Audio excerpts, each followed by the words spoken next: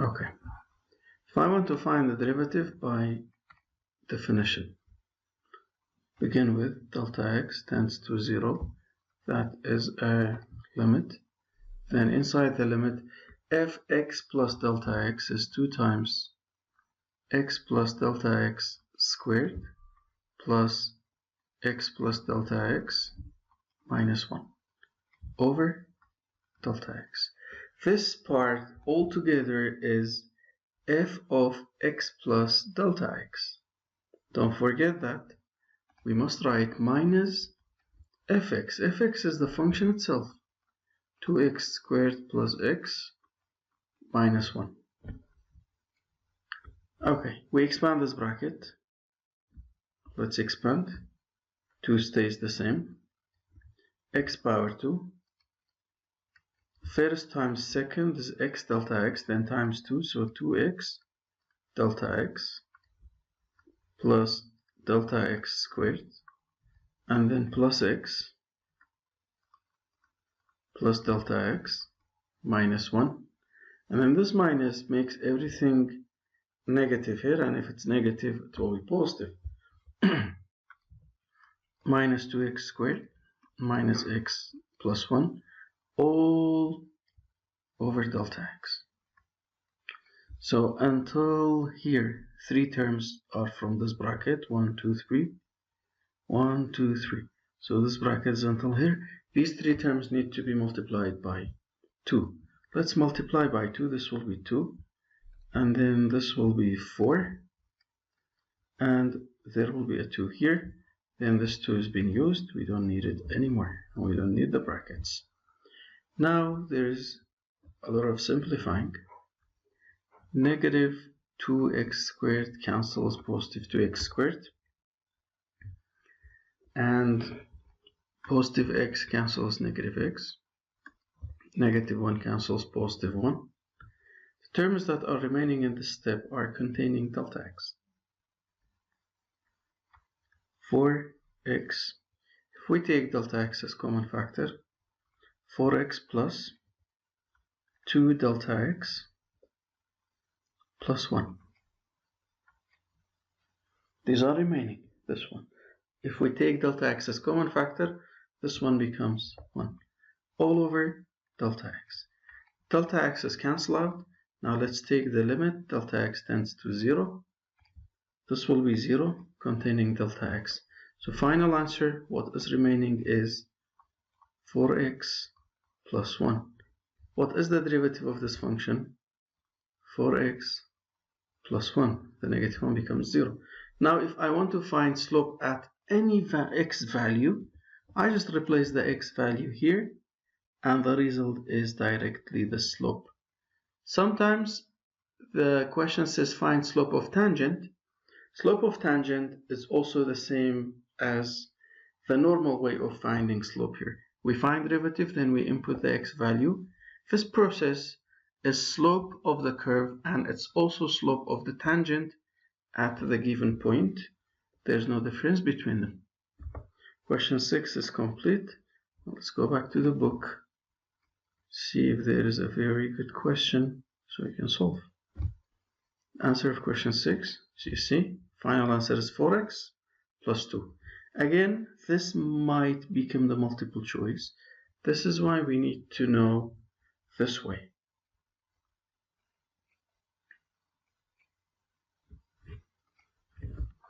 Question 9.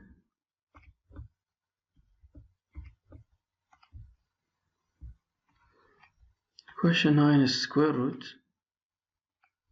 Just like chapter 2, how can we solve limits of square root questions? We can use conjugate, we can use L'Hopital as well. Okay, the question says find derivative. Following the rule, limit delta x tends to 0 if x plus delta x, so this goes in place of this x, and then minus fx, this is the rule, over delta x. If we replace, this will be square root x plus delta x plus 1 minus square root x plus 1. This is the fx itself over delta x. This limit we cannot do directly, and if we put 0 in place of delta x, this will be x plus 1 minus x plus 1. This will be 0 over 0. We are allowed to use L'Hopital just to do the limit. We are allowed to use conjugate. The conjugate way is the harder way. I'm going to show you how to apply conjugate here. This square root stays the same, this term stays the same, only this minus becomes plus. So we multiply up and down by x plus delta x plus 1 plus x plus 1 over the same thing, x plus delta x plus 1 plus square root x plus 1. Then multiplying, it's going to look like this. Multiply these two, the square root goes out, so it will be x plus delta x plus 1. Multiply these two, positive times negative is negative, x plus 1. Remember, always after negative we have to put bracket. If we don't, we will do a very common mistake that so many students do this mistake every year. Simplifying, that's x plus delta x plus 1 minus x minus 1 over delta x. What's next to this delta x? I almost forgot. Is this? It's not simplified. It stays the same exactly and goes next to this delta x. X plus delta x plus 1 plus square root x plus 1. That's multiplied by delta x. Again, same thing here.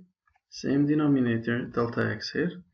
And x plus delta x plus 1 plus square root x plus 1. Okay. There is cancelling up here. X cancels negative x.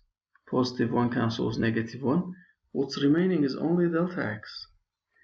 And the delta x that stays alone will be cancelled with this delta x in the denominator. So at the end, we will get x plus delta x plus 1. So this fraction could be the multiple choice, plus x plus 1. Now, if we apply the limit here, this delta x is going to be 0. Then if this delta x became 0, that means under this radical we will have only x plus 1, which is the same as here. If we add two identical radicals together, it will be just 2. So 1 over 2, the final answer of the derivative is 1 over 2 square root x plus 1. Again, if the question asked for the derivative, we can just use the rules of differentiation and find the derivative of the square root, which is 2 times the square root in the denominator. Derivative of inside is 1, goes up. This answer is exactly the same as this answer. But if the question forced you to use the definition, if a step like this became the multiple choice, you need to know how to do the limit way. Let's have more questions. This fraction, if we use the derivative directly, the answer is negative 1 over the denominator power 2. If we use the limit way, the answer is already here. It's only about simplifying fractions. How do we subtract these two fractions? We need to find common denominator. What is the common denominator? Is both denominators next to each other. This denominator and this denominator, like here. Then, if we have the denominators the same, we can add and subtract the numerators together. So at the end, the answer will be the derivative.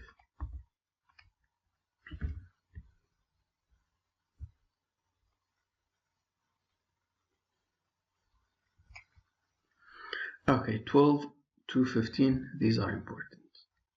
Why? Because they ask for equation of tangent line. This type of question is very common in Muzari. Find equation of tangent line. To find equation of tangent line, let's read this note. To find equation of tangent line, number 1, use derivative to find slope. Number 2, a point is usually given or evidence are given to find. Then use slope and point into the rule of equation of straight line, y minus y1 equal mx minus x1. Y and x are variables, they stay as y and x. Each of x1, y1 are numbers that we get from the given point, x1, y1. And then the result is equation of a line. And this line is special, it's tangent line at the given point. So remember, whenever you want to find equation of tangent line, you need to know, number 1, slope, number 2, point. Once we know these, then we use this rule. The result will be equation of tangent line. Let's solve all of these 4 questions on the notebook. Okay, take a snip.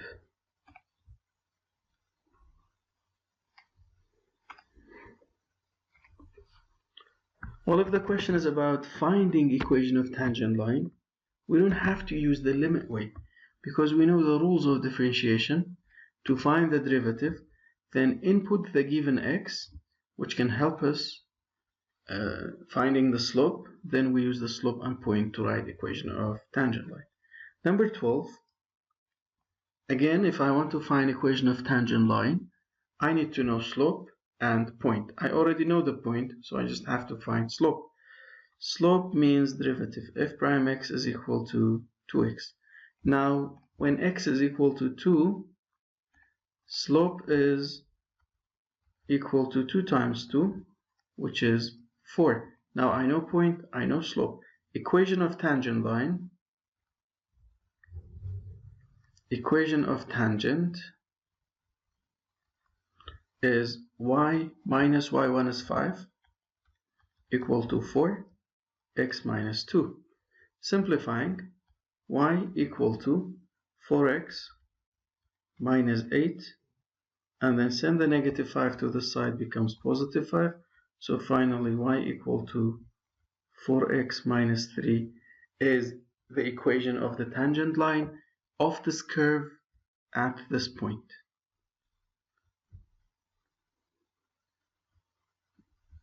Number 13. I want to find equation of tangent line. I know the point, so I have to find slope. F prime x is equal to 3x squared. If I input 2, the result will be slope is 3 times 2 squared. 2 squared is 4 times 3, that is 12. So slope is 12. Y minus y1 is 8 equal to 12, x minus 2. Simplifying, y equal to 12x minus 24 plus 8. Negative 8 becomes positive 8. Then you can simplify this, we'll get the equation of the tangent line. Question 14 has the exact same idea. Let's erase 12 to do 14. 14, derivative f prime x equal to, for square root or for radical, we write 2 times the radical down. The same. 2 times x minus 1 and the radical. Derivative of inside the radical is just 1. Now this is the derivative. If I put 5 in place of x, the result is going to be slope. So f prime 5 or slope is equal to 1 over 2 times square root 5 minus 1. 5 minus 1 is 4. Square root of 4 is 2. So this became 2. 2 times 2 is 4. So I got 1 over 4. Now I know point, I know slope. I use the equation of line. Y minus 2 equal to 1 over 4 x minus 5. Before I simplify, I just quick check. Y is 2, that's right. X is 5, that's also right. This is not power 2, let's not confuse. Simplifying, we can simplify this in this way. Multiply these by 4, multiply these by 1, which is the same. So 4y minus 8 equal to x minus 5. Then we can put the x and y on the same side, numbers to the other side. Send everything to one side equal to 0 according to the multiple choices. We want our equation to look like the multiple choices. And finally, question 15. Question 15. Now, I'm sure you are familiar with the idea. Come on.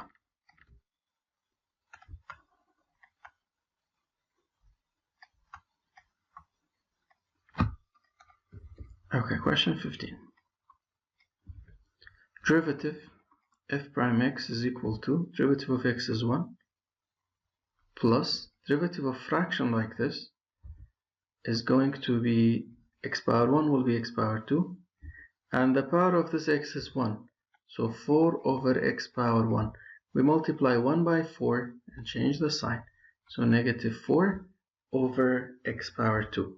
If we simplify, positive negative becomes negative, so that's equal to 1 minus 4 over x power 2. This is the derivative. If I input 4, I'll get the slope. M equal to 1 minus 4 over 4 squared. 4 over 4 squared is 4 over 16. Use calculator. 4 over 16 simplifies to 1 over 4. But if you are too nervous in the exam, just don't think and use calculator. 4 over 16 is equal to 1 over 4. Now 1 minus answer, which is the 1 over 4. The answer is 3 over 4. Your calculator is a little bit different from this, but it can do this job definitely. So the answer is 3 over 4. This 3 over 4 is slope, and this is the point given. Let's apply the rule. Y minus 5 equal to m is 3 over 4, x minus 4. Multiply the 4 by this side, multiply the 3 by this side, so 4y minus 20 equal to 3x minus 12. Again, based on the multiple choices, we can simplify this equation of line to look like the multiple choices. Then the 4 questions are over.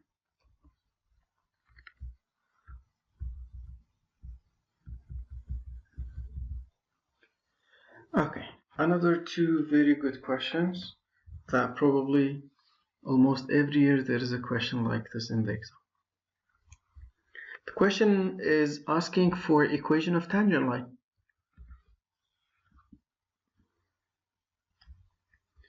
Okay, we know equation of tangent line. We just need to know slope and a point. While here we don't know any of them. No point is given clearly, and no slope is given clearly. Let's read to the graph of the function f, which is parallel. This parallel is about slope. That means this line which is given is parallel to the tangent line. If two lines are parallel, that means they have the same slope. Then this is given, so it can help me find the slope. That's step 1. Step 2, after I find the slope, I can equate the slope to the derivative here, because derivative is also slope. Based on that, I can find x, then we can find the point, because to write equation of tangent line, we need to know a point and slope. Again, the point and the slope are not clearly given, but we have enough evidence to find them. Let's take these to the notebook and do them.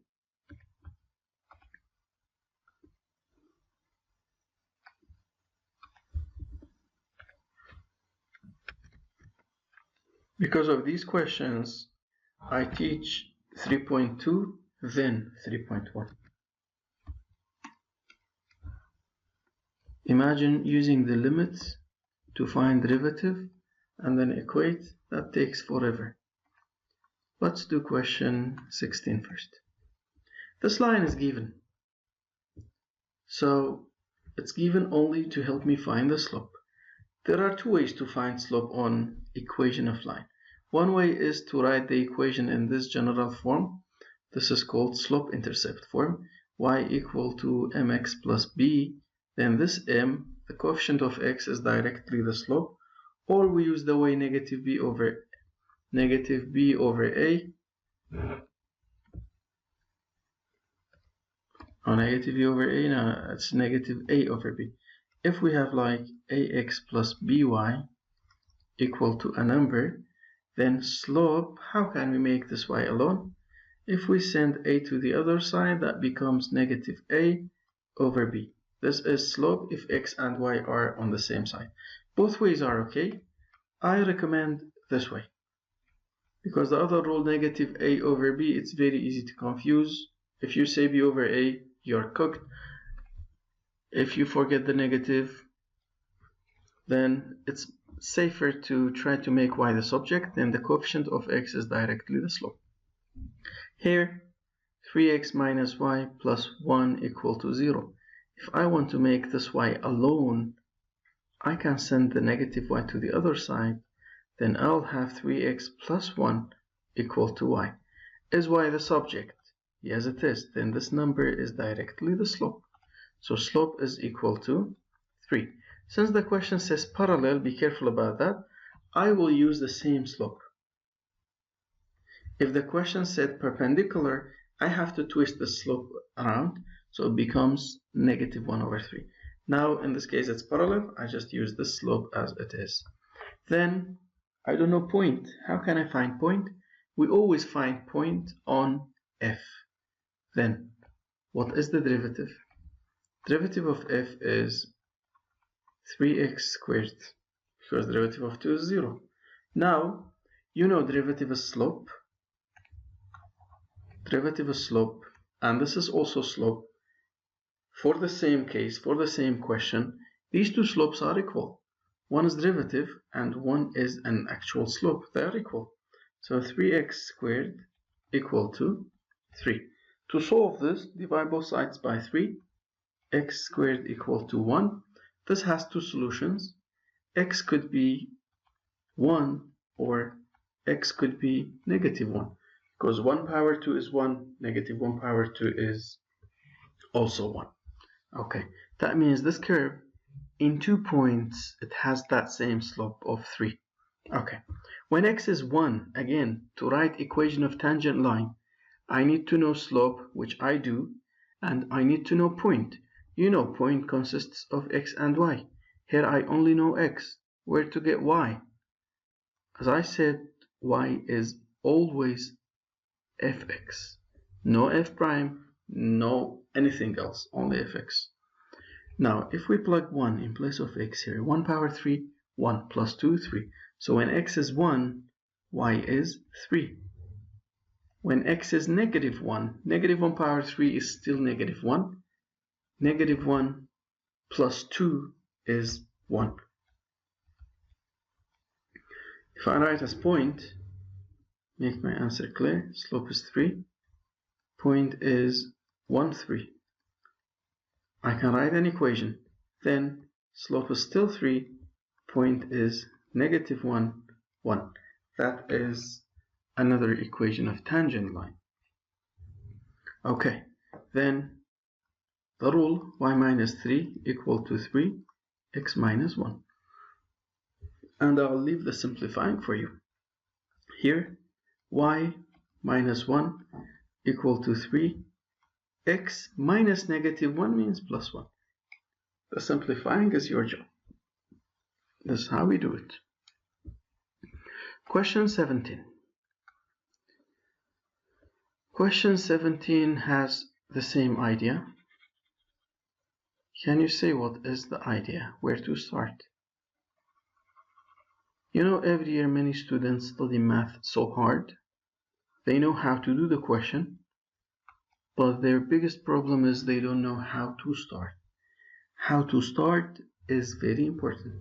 How to start is before starting solving the question. Just think, connect the given information to what you know. I'm going to find slope here. I'm going to find derivative here. Derivative and slope are equal. So I'll get x. Then I use x to find y. Okay, now the plan is clear. Find slope, make y alone, make y the subject. Coefficient of x is directly slope, or we can say negative a over b, negative 1 over 2. X plus 2y minus 6 equal to 0. I want to have y alone on the side, and this y is positive. Let's keep it here. Send x and negative 6 to the other side. 2y equal to negative x plus 6. Then divide by 2. When I divide by 2, because I want to find slope, I divide each term by 2. Okay. On the side, it will be y. On the other side, negative x. Negative x means negative 1x. So coefficient of x is negative 1 over 2. This is the coefficient of x. Negative 1 over 2x plus 6 divided by 2 is 3. So slope is equal to negative 1 over 2. Look back to the question. Parallel, I'm writing next to the slope to not confuse later when I get nervous. Use the same slope. Okay, now I know slope, that's one tick. We need another tick for point. Then find derivative. To find derivative of fx equal to 1 over square root x, I can use the quotient rule. I can change this to power. I can rewrite this as x power negative 1 over 2. Square root x is x power 1 over 2. We send it up. Power becomes negative. So this step is rewrite. This is not derivative. I only rewrote to make the derivative easier. Fx equal to x power negative 1 over 2. Now this is derivative. When you say power goes down, is the derivative, not the rewrite or the simplifying. Negative 1 over 2 minus 1. Negative 1 over 2 minus 1. The answer is negative 2.5 or the answer is negative 1.5 or 3 over 2. So negative 3 over 2. Okay, this is the derivative. Do I need to simplify this derivative? Not for now, but I know this derivative is going to be equal to this slope.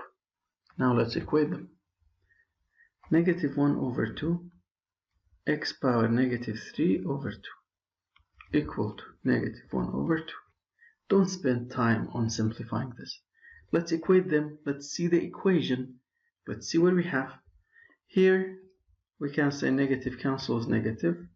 Multiply both sides by 2 to get rid of this 2. Then we will have x power negative 3 over 2 equal to 1.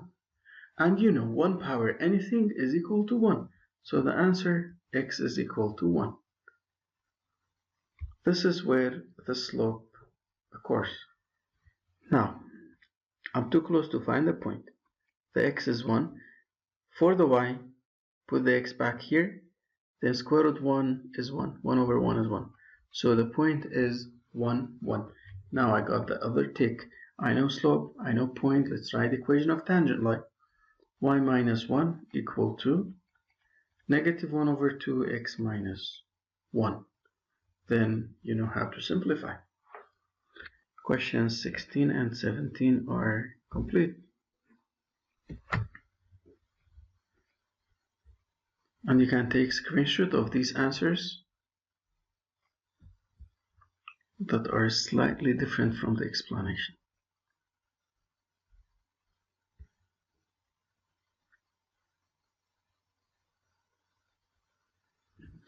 Okay, my favorite question. Matching graphs to derivatives. We always have so many evidence to match any graph to its derivative. Okay, number 1. This function is linear, so its derivative is constant. Another evidence, if we have multiple straight lines like this graph from left to right, this graph goes up, so its slope is positive. That means the straight line, which is the constant, must be positive. Okay, if I have another multiple choice down here, I don't choose it because this is negative, this is positive, this is the right answer. 19, that's quadratic. Quadratic is x power 2. If we do derivative, it will be linear. Then this is linear. That's a straight line. Okay, why this linear? This x power 2 is positive because the graph opens up. When we do derivative, 2x, the derivative is also positive. The derivative should be a straight line that goes up from left to right. 20, that is square root x. This graph is always going up, it's always increasing. So its derivative is always positive. This graph is always increasing. Its derivative is always positive. It's always positive 1. This graph is decreasing half of the way, and it's increasing the other half. That means its derivative on this side of 0 must be negative. On the side of 0 must be positive. Look at it. On the left side of 0, isn't this negative? It's matching, right? And on the right side of 0, isn't this part positive? It's above x-axis. See, everything is matching. Similarly, this graph is always increasing, so its derivative is always positive. Then there is a curve that is always positive. This line goes on this way. It will never cross x-axis to be negative. It will not do this. It stays positive. Absolute value. Previously we said absolute value is not differentiable at the sharp corner. You know why? This is the reason. This is graph of derivative of absolute value. At 0, it's discontinuous. The derivative is discontinuous. The function itself is continuous, but not differentiable. Why not differentiable? Because the derivative is discontinuous at 0. So listen to this carefully and write it. This absolute value is continuous at x equal to 0, while it's not differentiable at x equal to 0. Why not differentiable? Because the derivative is discontinuous at x equal to 0. Okay, later in chapter 4 we will study way more on graph of function and derivative. So for now, what I said is more than enough.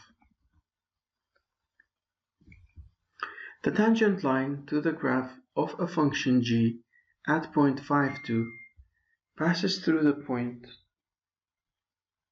90. Okay, where is the function g? I don't know. Where is the graph? It's not given.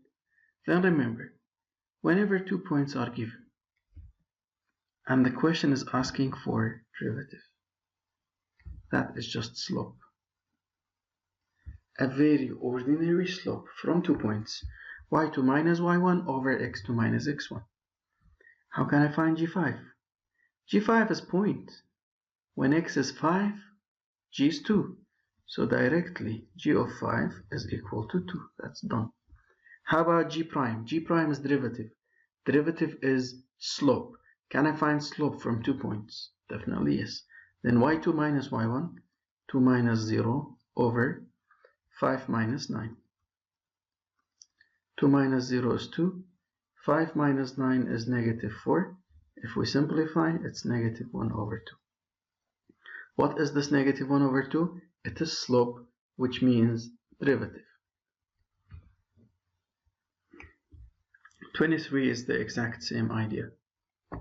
H of negative 1 is 4. H prime negative 1 is slope. Use these 2 points. Find slope. You got h prime negative 1. And the answer is right here.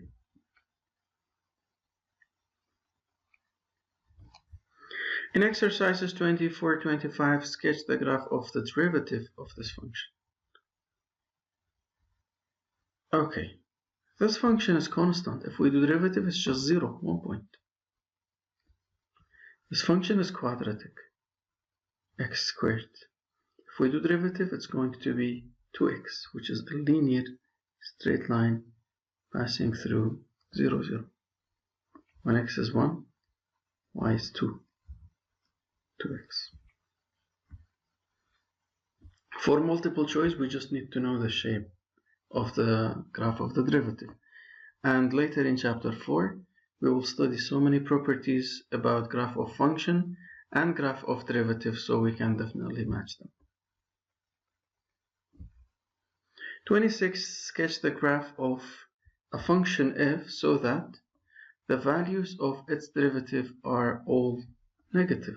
Okay, if we have a function like negative x power 3, this function has this red graph. And as you see, this red graph is always decreasing. When a graph is always decreasing, that means its derivative is always below x-axis, which is negative. Now if we do derivative, that's negative 3x squared. You know x squared is always positive, and if we multiply it by a negative, the result is always negative. That's the answer of the question. Here we have two limits to do. Okay, this limit says f prime of c. F prime of c is slope, but do I know the function? If I know the function, I can do derivative and then input c in place of x. Or I have to do this limit. Okay, pay attention to this. How can I extract, or how can I get fx right from the given limit? Then the part containing delta x, if I just write a big X here, this is representing x, because we replace x with x plus delta x. And if there's a number, we replace a number plus delta x in place of x. Now I can clearly see the function fx, 5 minus 3x. That is the function. So fx is 5 minus 3x. Then this limit is derivative. What is the derivative? Negative 3. What if I input c in place of x? I'll still get negative 3. Okay, I got the answer, negative 3. C is the number that goes next to delta x. So this one right here is directly C. Here, what is the value of C? C is 6. And if the question asked for fx, because a question like that came in Wizari and it was asking for find fx, just the function, then how can I find fx here? The bracket containing delta x, I just write a large x instead. So fx is negative x power 2. This is fx. If I want to solve the limit, what is the derivative? Negative 2x. Put c in place of x, negative 2c. And c is 6, negative 2c means negative 2 times 6. So the final answer of this limit is negative 12, if they asked for the result of the limit. But here if we look at the question, it says find fx and c. We found fx and we found the value of c, which is the number right next to delta x. Very good questions. They have a very high chance of coming back in Wizari. Alright, when we do limit for derivative, like when we do derivative by definition, which is limit, result of limit is very okay to be infinity or negative infinity. Now think of chapter 1. when slope was infinity or when slope was undefined, how was the line? The straight line was vertical. And here, instead of straight line, we have tangent, which is also a straight line. Then if the result of this limit is infinity or negative infinity, this is the case where we called vertical tangent. Is a function differentiable at vertical tangent? The answer is no. If a vertical tangent occurred, the function is not differentiable at this point. For example here, f prime 3 is undefined because infinity is only for limit questions. Now here if I write f prime 3, result of f prime cannot be infinity. It's undefined. Why it's undefined? Because the tangent line is vertical and slope is derivative. So if slope is undefined or if slope is infinity, then derivative is also undefined or infinity.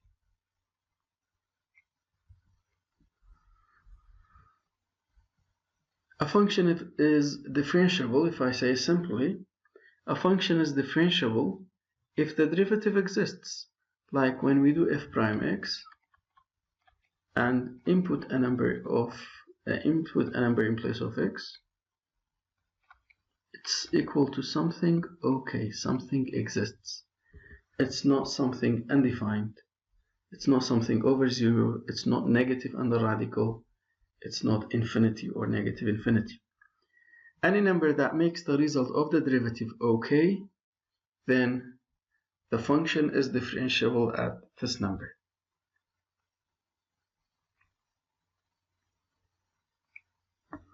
Question 29. In exercises 29 and 30, find a function f that satisfies the given conditions, then sketch its graph. Okay. Question 29, we need f of 0 to be 2. That is a point. F of 0 is 2, it's a point. 0, 2. This 0, 2, the x is 0, y is a number. That is y-intercept. We need f prime of x to be negative 3. That is slope. If I know a point and slope, can't I write a linear equation? So I can directly write y minus 2 equal to negative 3, x minus 0. Y equal to negative 3x plus 2. So this linear equation is satisfying both conditions. That's it. How would something like this come back in Wizari? They might write the same conditions, and in the multiple choices, one of them is passing through the point 0, 2 and has the slope negative 3. Then you can easily find the right answer. 30, f of 0 is 4. Okay, so as point, that is 0, 4. F prime 0 is 0. The derivative, if we input 0, we will get 0. F prime is less than 0, slope is negative. From left to right, the line is going down, or the curve is going down. For x less than 0, so that's on the left side of the x-axis. F prime is more than 0. F prime is positive, the curve is going up or increasing for x more than 0. Okay. A question like this came back in Wizari with the exact conditions, and 4 functions were given. Only one of them were satisfying all the 4 conditions. And I mentioned here 4 functions are given. Let's apply the conditions and see which one is the right answer. 30. F of 0 is 4, so if I input 0 here in place of x, I will get 4. That is satisfying. If I put 0, I will get 4. If I put 0 in place of x, I will get 4. And if I put 0 in place of x, I will get 4. All the 4 multiple choices satisfy the first condition. That means this condition is not very good because all of them are satisfying it. Search for something better. Next, f prime 0 is 0. Let's find derivative for each one and input 0. Derivative will be 2x, and if we input 0, we will get 0. Derivative is negative 3x squared. If we put 0, we will get 0. Then the second condition is true for all of them. Let's get to the third one. F prime is less than 0 for x less than 0. F prime here is 2x. F prime is negative 3x squared. F prime is 3x squared. F prime is negative 2x. Just calm down. Input a number that's less than 0. Let's say negative 1. If I input negative 1, I'm supposed to get a negative result, which is less than 0. Whatever result it is, no problem, but it must be negative. If I input negative 1 here, I will get negative. That's true. If I put negative here, I will get negative as well. If I write a negative number in place of this x, I'll get positive. So C is out of the competition. And if we put negative here, negative times negative will be positive. Again, D is out of the competition. Now we have A and B remaining. This condition was good. It has eliminated 2 of the choices. Now let's go to the fourth condition. Fourth condition says if we input a number that is more than 0, let's say 1, we will get a positive result. Let's see. If I put 1 here, I'll get positive result. That's true. If I write 1 in place of this x, 1 power to 1 times negative 3, I'll get negative. So multiple choice B is also out of the competition. A is the correct answer.